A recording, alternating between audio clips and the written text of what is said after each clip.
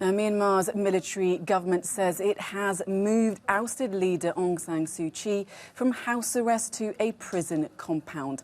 It comes nearly 17 months after she was first arrested and her elected government overthrown. Matthew and our team in the Coup have more on the story. Matthew? Well, Mariam, Aung San Suu Kyi has now been moved to separate quarters in a prison facility in the capital, Naypyidaw. She's facing multiple charges, including corruption, that her supporters say are politically motivated to justify the military's seizure of power. Ever since the junta takeover, we've seen nationwide peaceful protests in Myanmar that have been met with lethal force. And according to one NGO, this has resulted in the deaths of more than 2,000 people, while over 11,000 others are still under military arrest. And this military takeover has certainly focused on Myanmar's digital sphere. Ever since the coup began, the country has experienced internet shutdowns, initially on a national level to stop people from communicating amongst themselves and to the wider world. But more recently, there have been examples of localized internet shutdowns, targeting a specific pocket of resistance in a certain region or town.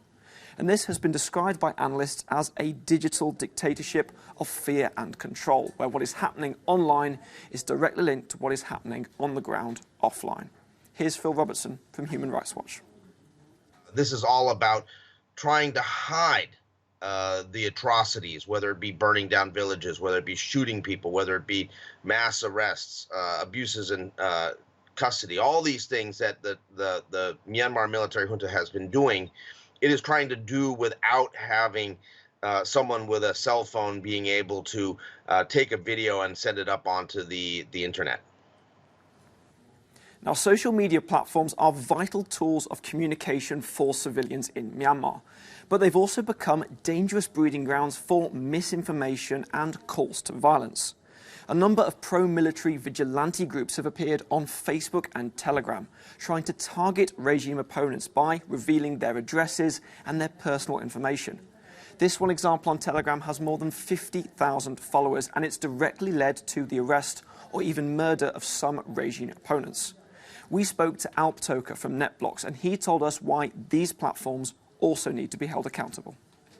Social media platforms haven't done enough so far in terms of having staff who understand the language, who understand the local crises, and who can really get involved with complaints of abuse, of harassment, of torture, of pressuring. And this is really a responsibility that is thrust on these companies. They don't want to do this, they don't want to get involved, but they're going to have to get involved if they're going to really get away from this image of causing harm in countries like Myanmar.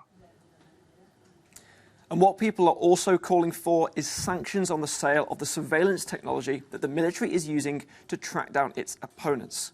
Mariam, the situation on the ground in Myanmar remains of grave concern to the international community, and the prison transfer of Aung San Suu Kyi is just the latest development in this ongoing military crackdown.